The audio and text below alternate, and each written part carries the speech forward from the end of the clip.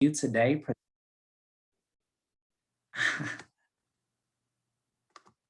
Okay. Now I am honored to be presenting to you today on protecting your peace. And I think this is so important, not only in light of Suicide Prevention Week, but just every day. I've seen posts on social media, and I can personally attest to this. I think we're more bogged down and we need self-care and we need some type of release and cathartic moments more than we actually realize that we do. So I think this is very beneficial, not only for me, but I think for, just the nation, the world as a whole. So without further ado, we are going to go ahead and get started. So just a quick order of presentation because I like things to be organized. Okay, so first we're going to talk about what is peace. Second, we're going to talk about protecting your peace. Third, we're going to transition into why protecting your peace is important. Fourth, establishing boundaries. And fifth, the side effects of establishing boundaries. And then sixth, any tips, okay, that go along with that can help you all with establishing self-care routines, protecting your peace routines, things of that nature. So first, what is peace? Okay, I'm a teacher, so I always like to ask my students about a particular topic before I start to go into it. So since everyone is here and we are all collaborators on this together, I'm going to ask you all to type in the chat, what is your definition of peace and what does peace look like or mean to you? Okay, and again, type your responses in the chat, and I like to keep things on a certain time regimen. So you have a 2-minute timer, and I look forward to seeing your responses. Go ahead and begin.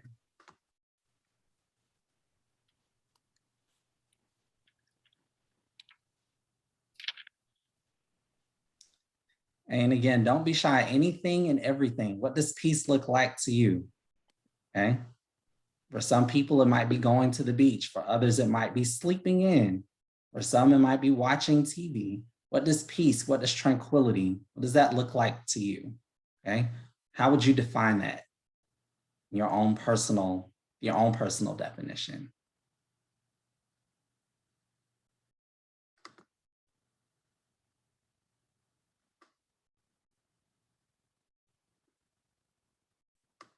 I see meditating, listening to music. I love listening to music. Have a free day? Absolutely.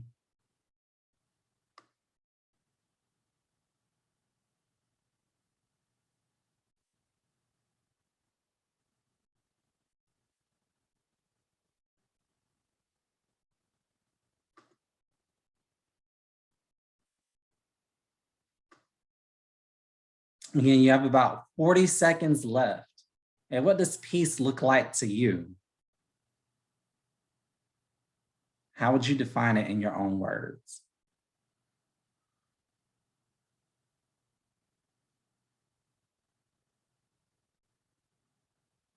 Being able to relax without having to focus my energy anywhere I do not want to.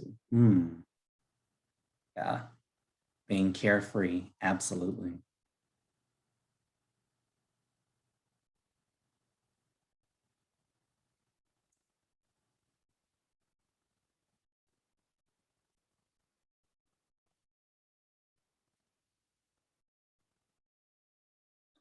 Peace is having the freedom from, I hope my siren alarm didn't alarm anyone, okay? But everyone had really, really good responses. I appreciate the feedback, okay? And again, there's no right or wrong answer here. This is what peace looks like for you, okay? How would you define it in your own ways, words, or terms? Okay, so defining peace, I'm gonna give you a quick disclaimer.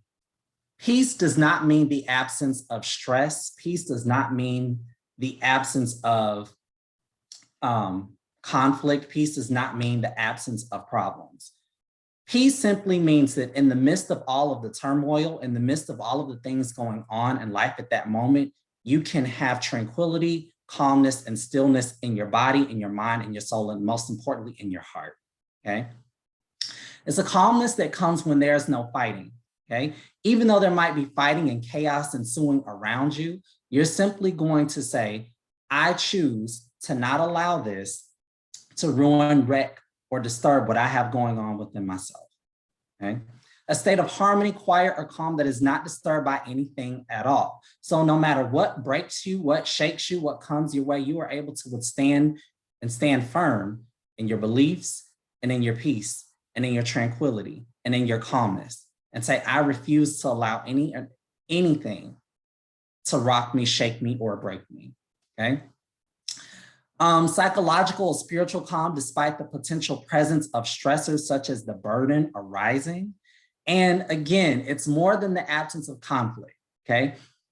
What I've learned about peace in my time on this earth is that although things will be going on, and as I'm getting older, I'm learning it is always something, you know, as my mom and my grandmother would always say, there's always something. So it's not the absence of those things. It's just simply saying that even in the midst of all of those things going on, I can remain calm. I'm not going to allow this to tear me down or to tear me apart. Okay, that is peace. Okay, so now that we have a working definition and we kind of define some of the things that we do to bring ourselves peace, what can we now do to start to protect some of our peace? How can we protect our mental space on a daily basis? Okay, so how do you protect your peace? Protection. A person or thing that prevents someone or something from suffering harm or injury, okay? One of the things that I have learned is that when you come up or recreate something, there are gonna be things in life that are gonna kind of rock you and test you to try to shake with the establishment of the foundation that you have built. So you have to learn how to build like an imaginary moat around yourself. Okay, like that song, Jesus Be a Fence All Around Me Every Day, like I'm learning more and more about people would sing things like that. You know, why the songs like that were created, because you literally have to protect yourself and protect your space, because people, you know, without any type of malicious intent, most of the time, they will still come and they will try to rock you, okay? So how can you protect your peace? And again, these are just the main things. This is not everything, but this is just a few things that can help with that. So first, learn how to say no to things that you do not / no longer serve you, okay? One of my favorite musical artists, and if you know me very well, you know one of my favorite musical artists is Beyonce Knowles, okay? In her documentary, Life is But a Dream, she says in like the first 10 minutes of the film, at one point in my career, I felt like I was doing way too much. And those words resonate with me so much, simply because I can attest and say, you know, I can understand where she's coming from. I've had to learn how to say no to things, say no to people. Not that I'm trying to break their hearts or I'm trying to let them down, but simply because I had way too much on my plate and I didn't have enough room in my stomach to take in all of the food that was on my plate. So I had to say, no, I can't do anymore. I can't take anymore, okay? That's how you protect your peace. And I know sometimes that's so hard to do, to just say no to some things, but it helps, okay? You have to learn how to establish some type of protection for your mental space and say, you know what? I cannot take this right now. This is something that I can't put on my plate. So I'm going to only do what I can do. And the rest, I have to let it go. Okay. Second, listen to your intuition, that gut feeling, and trust yourself. Listen to your feelings. Oftentimes, our body sends us signals about things before we even have the words to say to put it together. Okay. We have a feeling, we have some type of hint within our soul, or some type of that still small voice in our head that lets us know this isn't right. Okay. You need to check this. Maybe you need to go back and look at this again. And you have to learn how to listen to that, okay? Because that's your body, that's your mind, that's the spirit guiding you and telling you, hey, this isn't aligning with what you want. This isn't aligning with where I'm taking you. So you have to listen to that, okay? Because if you don't, you threaten your level of peace. Okay, that's when things start to ensue and your level of calmness and tranquility starts to go out the window. Third, limit or stop the contact with things / people that threaten your tranquility. Okay, now I say this, and please take this with a grain of salt. We can't always do that with every single thing. I know, especially with like work and school. Sometimes you're going to have to be in situations where you're going to have to work with things, or you're going to have to work with people that might try to threaten your level of peace. However, you have to take a step back and you have to say, okay, you know what? I'm going to limit the amount of time that I'm in contact with this situation so that this will not interfere with the level of calmness that I have going on in my mind and my heart and my soul and in my spirit. Okay, you have to listen to that. So you have to sometimes even stop the contact simply because it turns into a toxic situation that no longer threatens or brings you any type of joy. And if that's the case, then you have to learn how to say, halt, stop. This is too much, and I have to disengage at this point. And then finally, okay, whatever your spiritual deity is, whatever your higher power is, okay, seek spiritual guidance for help during your journey, okay? Because again, there are going to be things that are going to rock, shake, and try to break you. However, when you have peace, even in the midst of all of those storms, you have to say, you know what? No. And sometimes you have to look to a higher power to bring you some of those levels of peace, because sometimes we can't do it on our own. Okay. So another question, okay? Because like I said, I only gave you 4. So what ways can you better protect your peace? So again, go ahead and list those responses in the chat, and we're going to give you about 2 minutes for that. And we look forward to hearing from you. So I gave you 4. What things can you do to better protect your peace? Okay, and your timer has begun.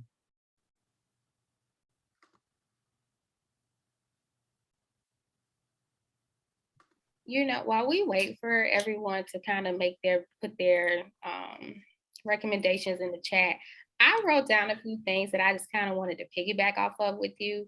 You mentioned the body response and listening to our body, because our body will tell us before our mind. And I just recently learned at, Forever 21, that's how old I am, that even at my age now, just now learning that my stress and anxieties, they manifest in my physical being. So, I mean, like the whole right side of my body is affected. And at no point am I able to think about it and say, oh, I'm stressed. I'm thinking, oh, I just need to go to the doctor. I'm having some pain in my arm or some back pain. No, that's your body knocking on your mind saying, hey, we dealing with some stress. Now you tense and now you're aching and just all kind of pains. And so when you said that, I had me a little hallelujah moment on mute, because it's something that I just learned. And most of us don't know that. But I'm gonna close my mouth. We do have some stuff in the chat.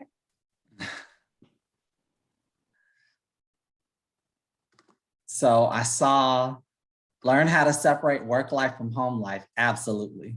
I've definitely had to, and I'm still learning that. Praying, walking, saying nothing at all, and just listening. Absolutely. Absolutely. I love going on walks around my complex. I like to go to a park. Like I live in Fort Myers. There's this park maybe like 10, 15 minutes away from my house. I love going there because it's so tranquil and it's so peaceful. Do things that are enjoyable. Pray, meditate, sleep, listen to your body. Absolutely. Okay. You know things before you do. There's a new message. Okay, say no. Okay, know my limit, whether it's with work or personal, work out and pray. Yes, I love all of these. I do those. Okay, back away from the situation and pray. And sometimes that's needed. Sometimes the best thing that you can say is a prayer, to whoever that higher power is. I like to be respectful because, different people have different religions. So whatever your higher power or deity is, for me, it's Jesus Christ. For some, it might be others. But whatever it is that you can do to meditate, pray, to talk to your higher power, to connect with your highest sense of self, absolutely.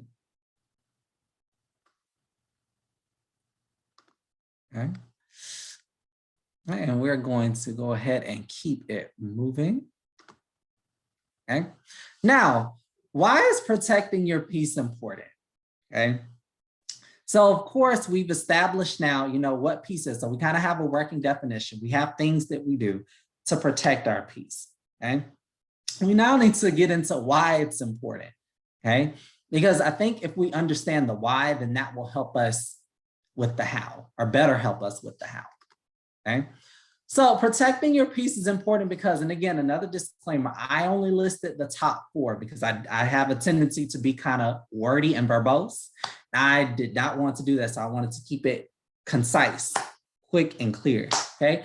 But here are the top 4 reasons why protecting your peace is important. Because for one, it fosters and encourages self-love and self-care, okay? Before you establish any relationship with anyone else, whether that be friend, family, romantic, work, etc., before you establish any relationship with anyone else, you have to establish a relationship with yourself, okay? And you have to love yourself and care about yourself enough, because if you don't, no one else will, okay? Even just last night, one of my really, really close friends told me, like, you teach people how to treat you. Well, you teach people how to treat you by treating yourself in a certain type of way, something that I'm learning, okay? Also, it helps one to stay productive and maintain a healthy environment. Okay, this is just, I'm sharing a little tidbit of my life. I noticed that when my level of peace has been tampered with, or is frustrated, or is stressed, other things in my life start going awry, okay? It doesn't help me be present for other people. It doesn't help me to be present in my job. It doesn't help me to be present even within myself if things in my life are going haywire and I'm not at peace, okay? So it helps me to stay productive and maintain a healthy environment. That's why protecting your peace is important, okay? Because if you don't have a healthy, productive environment for yourself, your life will start to begin to go crazy. That is not something that you want. You want to keep everything level, clear, and in a good spot. Of course, we know we're going to have storms in life. We're going to have things that are going to rock us. We're going to have things that are going to test our patience. However, we also have to realize that if we have that level of peace, that working level of peace, we can better navigate and better weather our way through some of those storms. Okay. Also, you're able to have a balanced, organized lifestyle. Okay. This goes back to that point of saying no. If you are always committing to other people and to other things, you don't have time for yourself, and other things in life start to go down, okay? Think of life as a juggling act, or, some type of balancing ball, okay?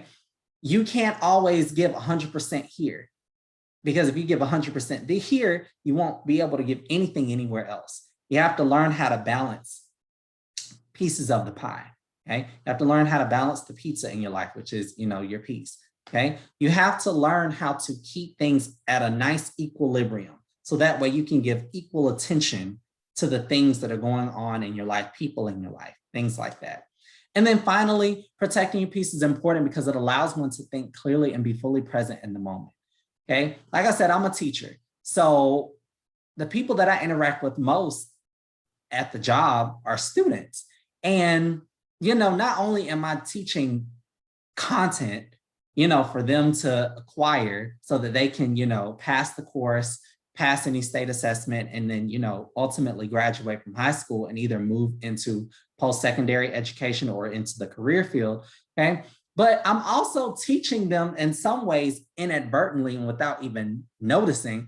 I'm teaching them about life through the subject matter, through the material, through the way that I model myself and my behaviors in the classroom. The kids and the students, like, they pick up on that. And they start to model that too, believe it or not. So if I'm going haywire, I'm going crazy, and things are just all messed up around me, and I'm not able to have a level of peace, the kids feel that, okay? And when they come to me with their things, and when I'm supposed to be the level-headed, cool, calm, and collected adult, I'm not able to be fully present with them because my world is turned upside down, and I'm not able to be engaged in the moment with them. Okay, so I have to learn how to protect my peace simply because I want to be an effective educator. I want to be a person that they can come to. I want to be able to be a benefit to not only them, but also to the people in my school. Okay, so protecting my peace is important because it allows me to be in the moment. Okay. Now, establishing boundaries. Okay. And establishing boundaries are so important because if you don't establish any boundaries, like I said, everything will go haywire. Okay. You have to learn how to draw a line in the sand for certain things in your life, simply because it's important. And if you don't, your level of peace will always be threatened. You have to learn how to engage, turn on, turn off. Okay. And you do that by establishing boundaries. Okay. Boundaries are important because they're necessary for self-care. They also teach people how to treat us. Okay. Again, people treat you how you treat yourself. So if you treat yourself poorly, then that's how other people are going to treat you. Because by acknowledging and honoring yourself, other people will acknowledge and honor you as well. Okay. And when I say that, I don't mean, bowing down and throwing red roses at your feet and, boosting yourself up. No, that's not what I mean. But honoring when you have too much on your plate, honoring when you need a break, honoring when you need to revisit a conversation, honoring when you need rest, honoring when you need just a moment of fun, a moment of laughter. Okay. Those small things teach people how to treat us. Okay.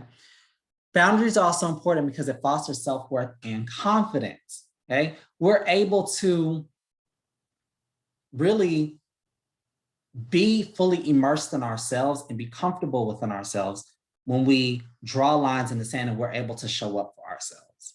Okay. Self-worth is so important. Okay. And it comes with protecting your peace. It allows us to put ourselves first. Okay.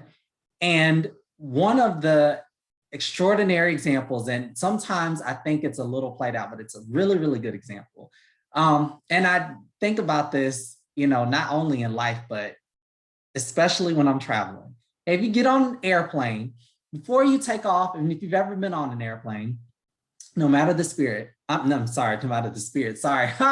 No matter the airline, spirit popped in my mind, but no matter the airline, okay, they always have, the stewardess of the plane or the flight attendant or whoever, go through the safety features with you just in case there is an emergency that arises on the plane. One of the things that they say is, before you help anyone else, you have to put on your own oxygen mask. So if the cabin pressure, becomes too high, like, and you're not able to really breathe comfortably, they tell you to pull down the oxygen mask. Well, they say first you have to put yours on before you can help other people. Okay. And I think that example is so important because when you help yourself first, you're better to help others.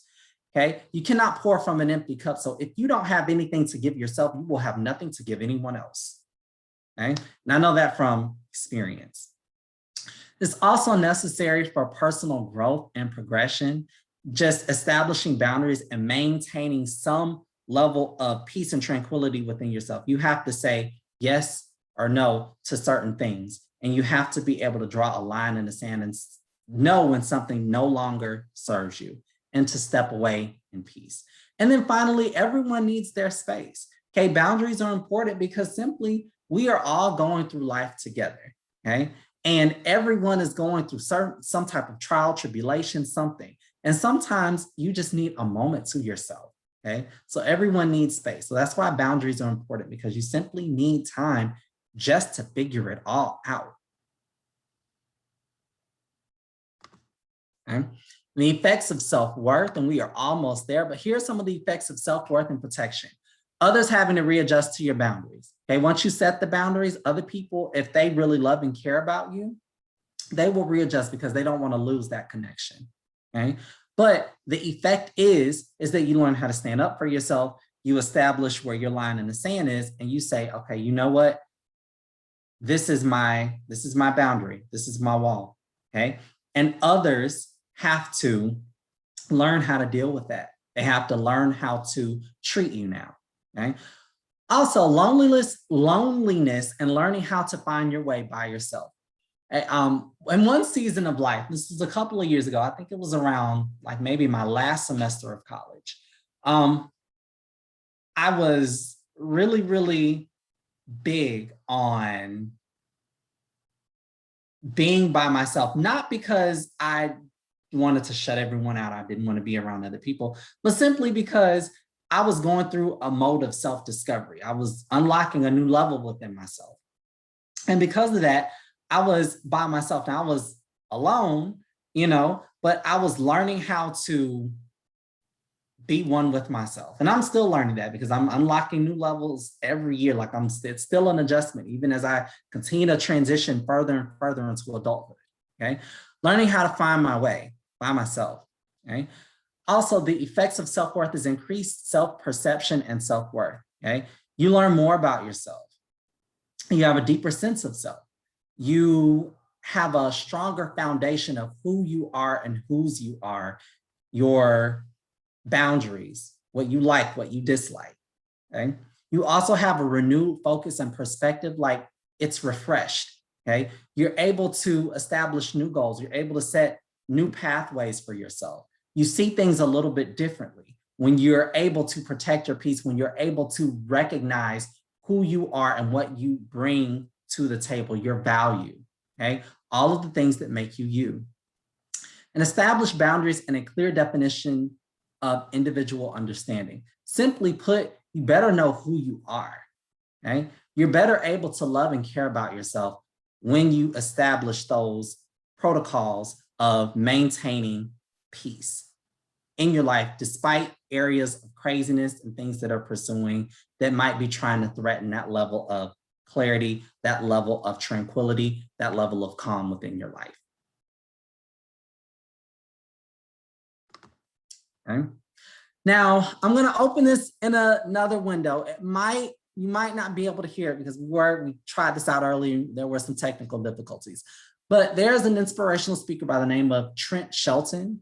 He uploads different inspirational videos to social media platforms, and he's really, really informative. He's really, really big on self-love, self-care, protecting your peace, honoring and caring about yourself. So here are just a few things, tidbits from him, okay? Hopefully it'll play. If not, I'll just give you a broad overview about the things that he is talking about.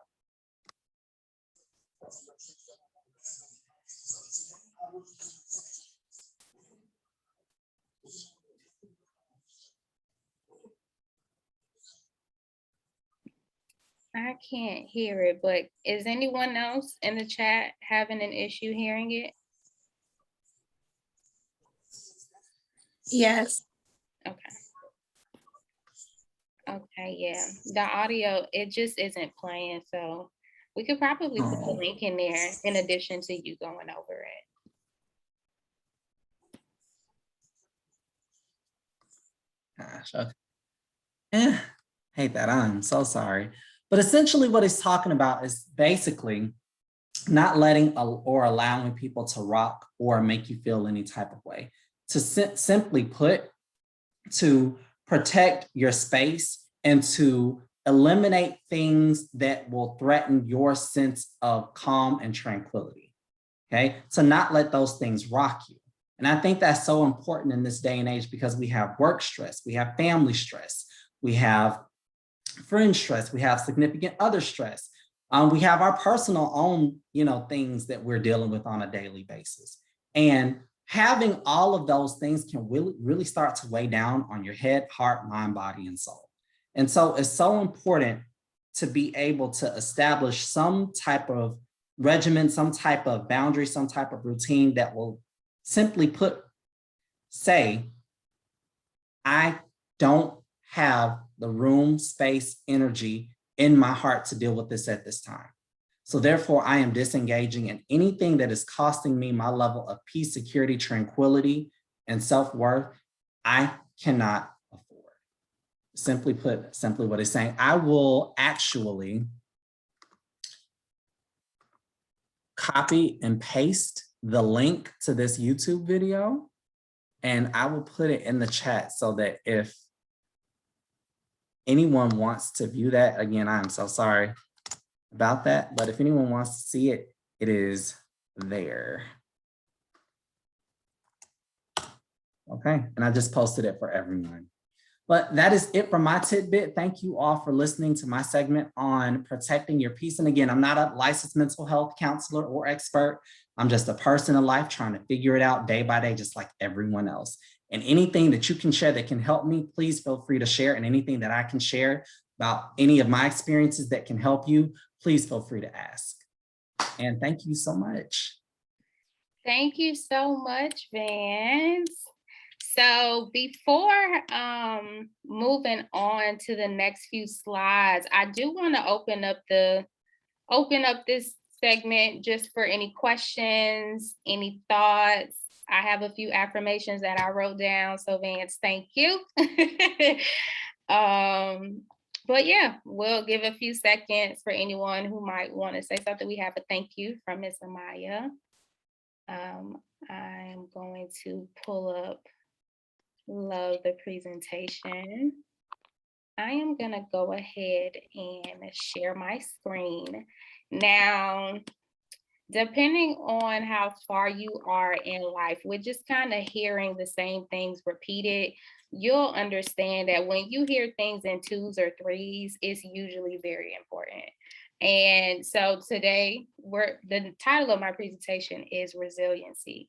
And if you know me, you know I'm the push through queen. You just have to keep going. Even when you take breaks and at pacing yourself, pushing through is something that I do, something that we teach often.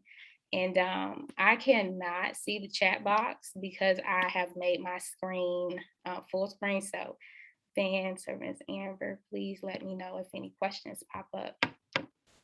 So today we'll be talking about resilience, mindfulness, understanding triggers, creating and loving your routine, and managing these boundaries. And like I said, beautiful things come up in twos and threes because they are great reminders. So before I hit the next slide on resilience, can I have a few people come off of mute and kind of let us know what you think or feel, have learned or experienced about that phrase, that term, resilience? What does it mean to you?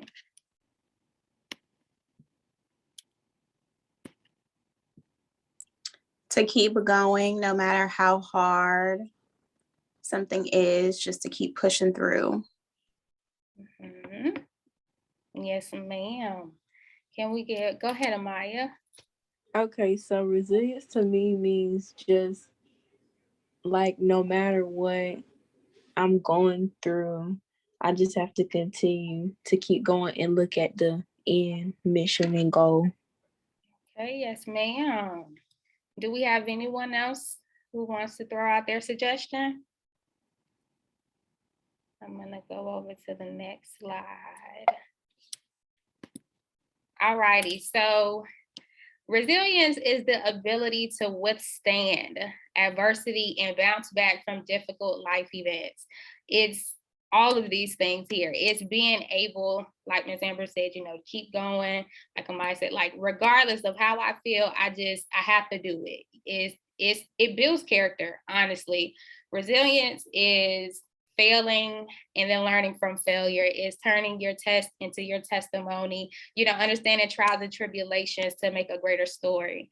Some of the greatest aspects of resilience is it creates a sense of humor. And if you guys think about Kevin Hart and his comedy, Laugh at My Pain, it's literally, he's telling you, hey, I was hurt, I am hurting, and I'm probably going to be hurt in the near future. They create, a joke out of it. And so these are some of the strengths, social support. Being resilient allows you to say, okay, I failed in this area. I may need to join a network or broaden my network and, add some people into my life who can add value, who can help me adjust my insight. If you beat yourself up, if you have that mentality of being an overachiever, being an overthinker, things like that, you may or may not beat yourself up. And so building that team who supports you socially, emotionally, mentally, physically, I think that's also an advantage to being resilient. Problem solvers. We hate a problem, but we love a resolution. And somewhere in the middle of that transition between problem and resolution is your effort. And that is honestly all resilience is, in my opinion. It's the effort to literally get up out of the seat. If I want to get my water right now, but I just fell down, I have to motivate myself. Quay, keep going. It's just like 5 steps. You really have to talk to yourself and encourage yourself. And so being resilient, it allows you to develop those problem solving skills and, being easily adaptable to find a solution and just believing in yourself. So has anyone had an experience in this last week that has forced them to be resilient, whether it's emotionally, mentally, physically, could happen in your personal life, your social life, at work? Anyone want to come off mute and share with us?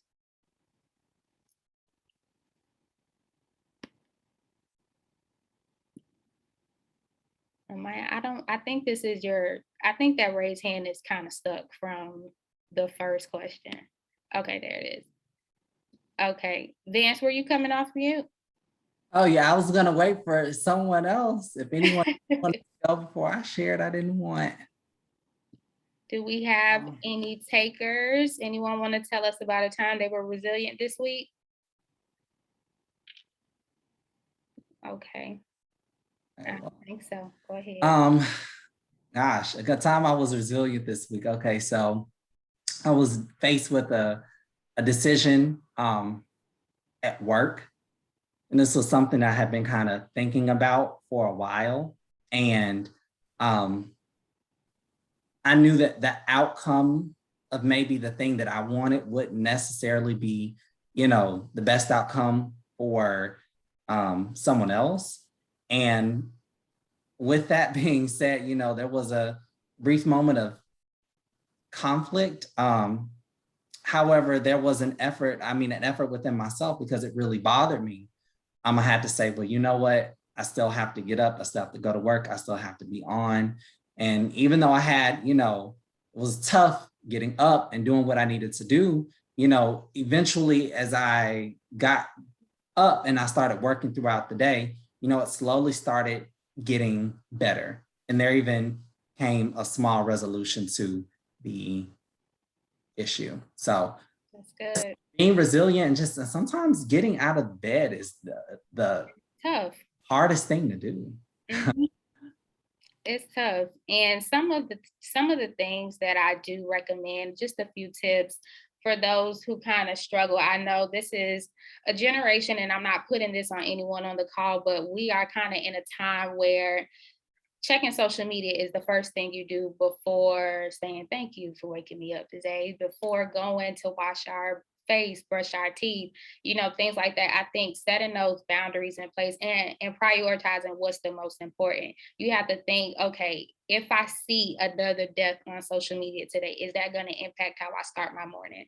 If I see something, that I wasn't truly expecting, is that going to taint, my mood for the day? Will I be able to bounce back from this?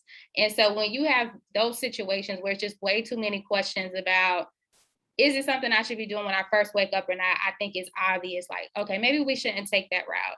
But making a conscious effort to doing the things that give you that momentum, that boost your energy early in the morning, I think adding those to a routine is helpful, especially when wanting to be resilient, because the goal is not to repeat yesterday. Yesterday could have been a terrible day. You obviously want to make today a better one.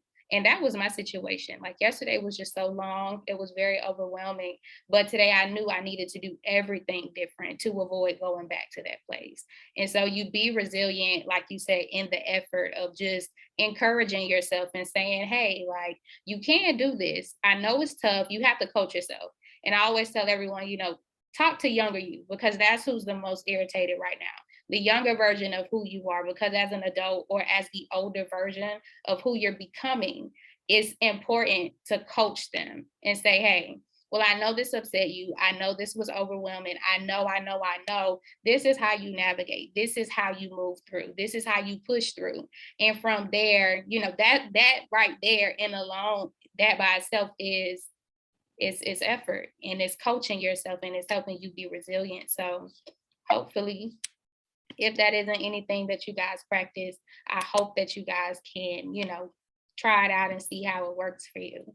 And that kind of leads me into the next topic of being mindful. So being mindful or mindfulness is the quality or state of being conscious or aware of something. So being in the present, not worried too much about what happened yesterday or over preparing for what's going to happen tomorrow, next week, in 6 months. Being mindful, just staying in the present. Most of the times I'll tell people, I know me. Someone will say, hey, you usually do this and you usually do that. Well, I know me now. I know what doing and being a part of and just constantly being available, I know how that ran me, in the dirt. And so I know now, like in this moment, I can't, kind of going back to what Vance said about boundaries. Once you know, I can't function, in this capacity because what you're asking is going to require 100%, and I'm kind of at 50 today.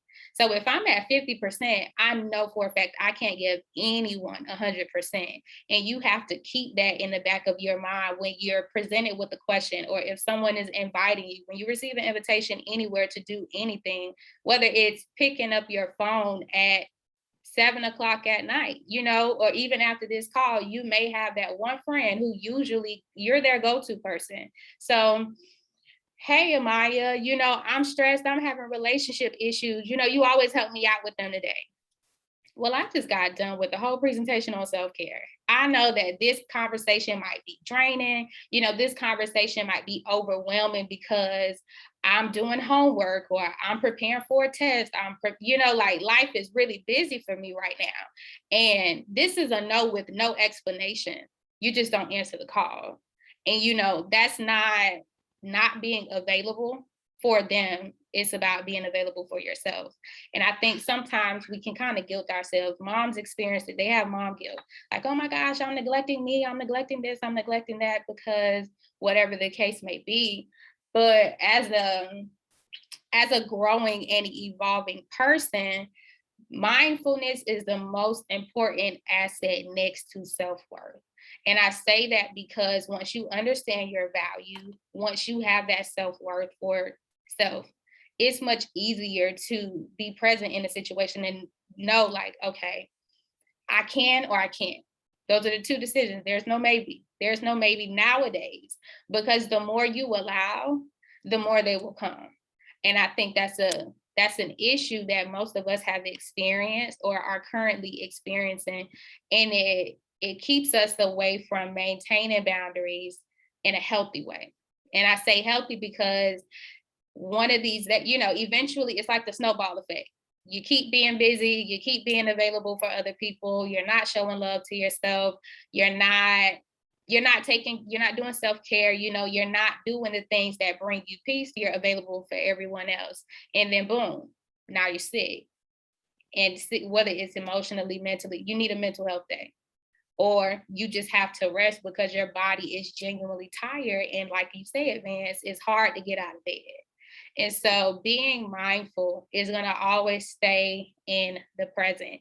You never want to dwell. And dwell is just replaying it over and over. It's the what if. Dang, like, what would have happened if I told her that I could do this? Or what?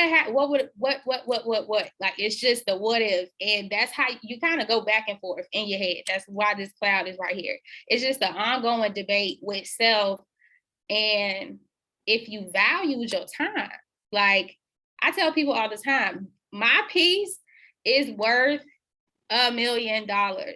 You don't have $1 million to offer me. Like, I take those donations very happily. If you have $1 million, I could probably share a little bit of peace with you, but I don't see anyone just willingly, happily to give it away. So I can't afford to let you take me out of, get me out of character. I just can't do it. And nowadays I have finally developed my no without. Oh, y'all. No without description. Like, I don't want to give a story. I don't want to explain myself. I don't have to, because this is me. When I'm burnt out, who is there? No one. Because they found someone else to go and burn out. You get what I'm saying? So it's like, you have to be firm in your nose and you have to cut off explanations at some point in time, because being able to say no is a big step for some of us. I just learned how to say no. I just learned the power of no. And so getting to the point of no explanation, that's very much new for me. But I will share, it's a very beautiful thing, guys. Very beautiful. Alrighty, so hopefully this video plays. The next thing that I kind of want to go over is understanding triggers. And if it doesn't play, I will scoot over to the next slide because I know we are coming up on time. Let's see, I have my fingers crossed. Oh.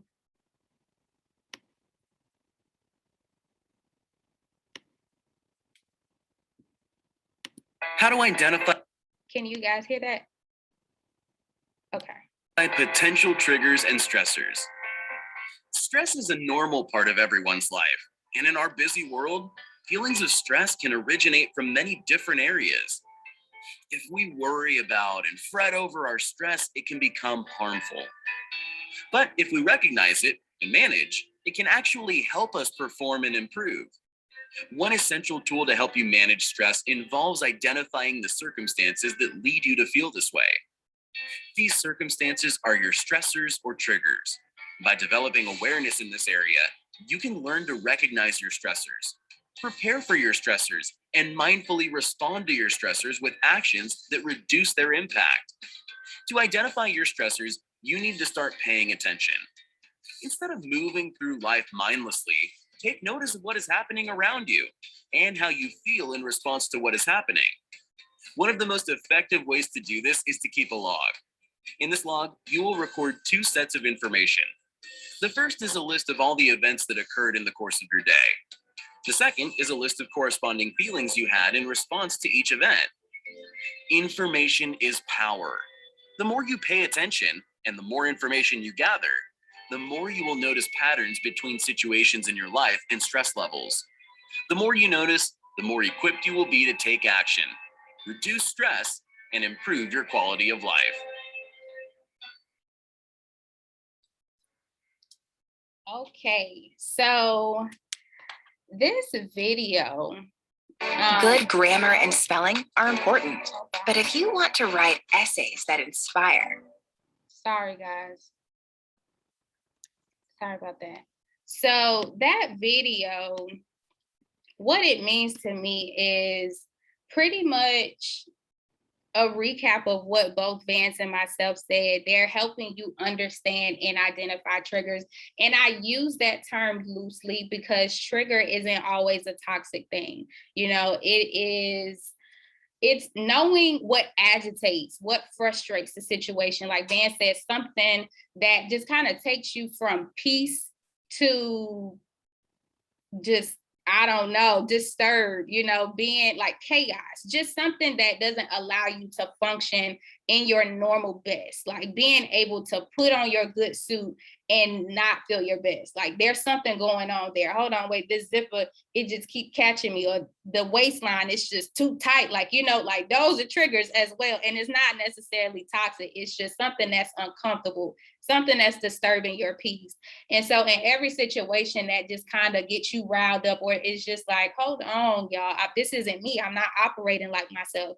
I'm operating out of anger, frustration. I'm very emotional, and there's nothing wrong with any of those. But when it becomes an extreme, I think it's very important for you to know what got you there. And so I always ask anyone who calls me with the problem, you know, outside of, okay, how are you feeling, or why are you feeling? What took you here? What got you to this point? And it's always the answer to that, what got you here, that helps you understand your trigger. And so the more that we continue on our journey to growth and becoming who we are, I think it's really important to keep them not in the back of your mind, but right here in the forefront, because it's easy to identify how to answer to an invitation. It's much easier for you to say, okay, hold on, I know such and such is going to be happening at this event. I know it It increases my anxiety. It frustrates me. It challenges me in a way that I'm just not prepared to handle today. And knowing that about yourself, knowing that about the environment, it keeps you mindful in that moment because you say, hey, I'm going to stop sharing my screen, by the way. It helps you say, hey, I know that I'm in a good space right now. And I want to stay here. I don't want to corrupt this feeling because it's becoming like it's just so welcoming. And so you let yourself know instantly, it's a no for me. Randy said all the time, it's a no for me, dog. Like, it's just an absolute no with no explanation. And that comes with just identification, just knowing who and what gets you where. If it doesn't at this point, I think everyone, because of COVID, is in grind mode. And that means becoming a bigger boss, whether it means being on your stuff academically, being on your stuff in your work life, in your personal life, in your social life, whatever your goals and attributions are. This is a season of becoming. And in doing that, you have to be headstrong on being the best version of yourself. Definitely allowing room to grow. You want to know that it's okay to mess up. Failures end up being fairy tales in the making. Like, it helps you understand, okay, strengths and weaknesses, it helps you. And so from there, you keep going, you strengthen your plan, you strengthen your network of support, and you start building on those things that promote you, that promote the beauty in you and who you are. And I think it's easier said than done, definitely, because the season can last for a very long time. And then being present in your season, it's important to stay focused. Tunnel vision is beautiful, guys. Remain focused on your goal, accept things and people for who they are. Allow those to be a part of your story, but never let it determine your storyline. Okay. And by that, I mean, stay focused on you. Everyone else will have their turn. You may be in the season of applauding for everyone else, but please do believe that your time is coming. And so, with that being said, I always remind everyone, if it was easy, everybody be doing it. Okay. They're just not built like you. And so, remember, if you take nothing away from tonight, from myself or Vance, you must always believe in yourself, know that you're capable. You must always put yourself first, make yourself a priority, make your peace as important to you as getting to the money. Okay, as well as getting the grades, just being who you want to be. Allow yourself room to grow. Okay, discomfort meets comfort eventually. They're cousins, sister wives. They are related. You want to make sure that the people around you are motivating in some way, whether it's motivating you to be the best version of yourself, motivating you to want more, motivating you just to go that extra mile of security. Whatever it is, allow it to be what it is, and always stay in that present moment, because it will always manifest into something different if you don't. And it is 8:00. We had so much more to share with you guys. We may do a part 2, but this recording will be posted to our YouTube page. We have someone joining us right now. I am going to go ahead and stop the recording.